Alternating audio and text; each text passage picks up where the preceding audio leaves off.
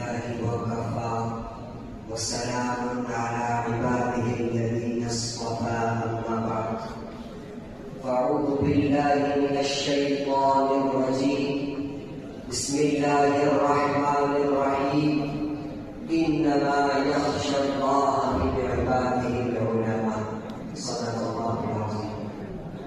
Stage پر جلوہ افروز محترم و معزز اساتذہ کرام اور جلستان قاسمیہ کے نوشہودہ وقت کی گردش نے قوموں کو عروج و زوال کے بے شمار مناظر دکھلائے.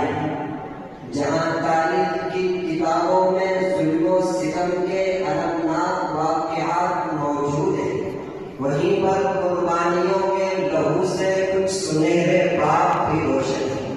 انہیں تابناک ابواب میں ایک چمکتا ہوا نام علماء دیوبند کا بھی سنہرے حروف میں درج ہے.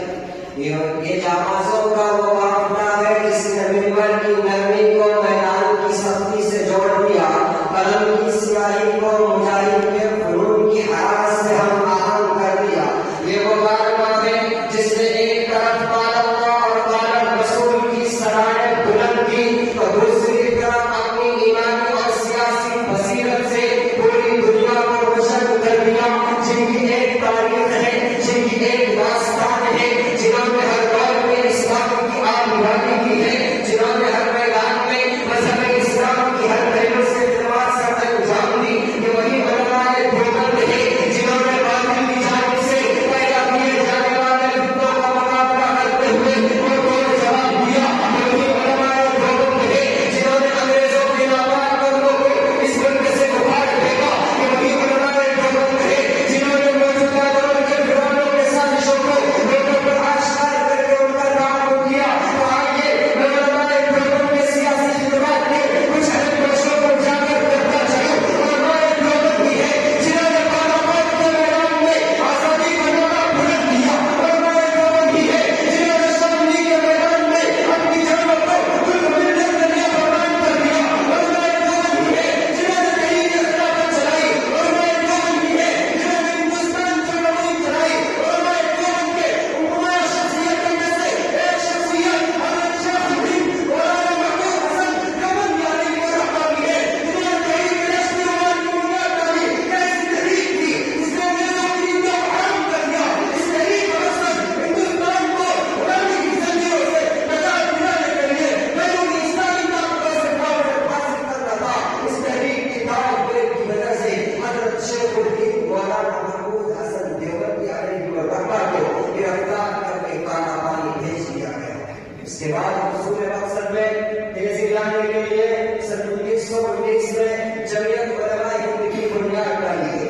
ملت اسلامیہ کے پاس باروں جمعیت علماء ہند کے اس پلیٹ فارم سے بے شمار علماء دیوبند نے اپنی قیادت کے سنہرے دور میں لاتعداد خدمات سر انجام دیے.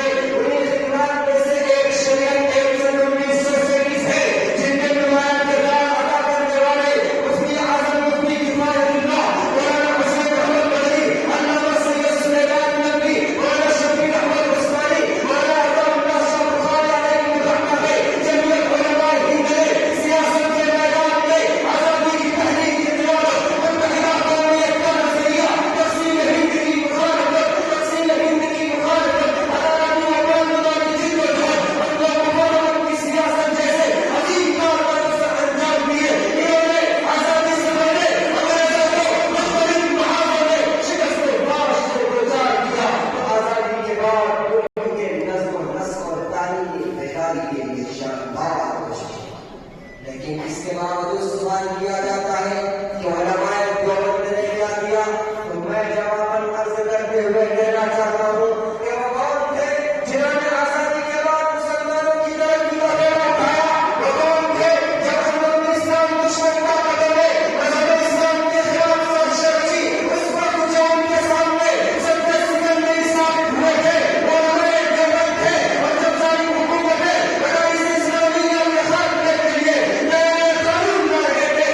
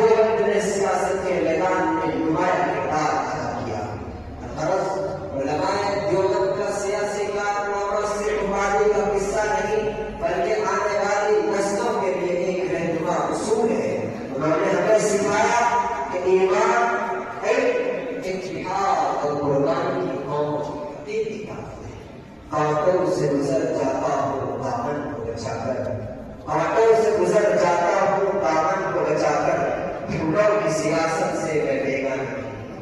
وآخر دعوانا الحمد للہ.